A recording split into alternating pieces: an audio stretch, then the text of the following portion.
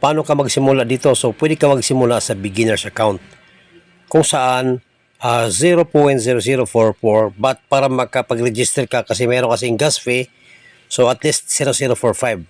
So, nasa 193 lang siya. Kung magbabase tayo, kung ang isang BNB ay 43,000. So, sa actual, pwedeng mas mababa pa dito or pwedeng kung tumaas, pwedeng mas mataas pa dito. Pero ito, estimated lamang po, no? Kasi sa ngayon na binibidyo ko ito ay nasa 39, minsan 41,000. So, depende lang, no? So, ito estimated lamang. So, pagpalagyan na lang natin, guys, para siguradong makasali ka talaga. Sabi natin 200 pesos, no? So, paano ka ba makabili ng OPBNB? Pwede ka magtanong sa inyong upline, no? Kung paano ka siya makabili. So, ngayon, kung sakali naman gusto ka na hindi lang beginners ang kukunin mo, pwede kang mag-budget ka ng mga 473, no? Estimated lang yan. Pwedeng dagdagan mo ng 20. Total, ang sobra mapupunta naman sa inyong account.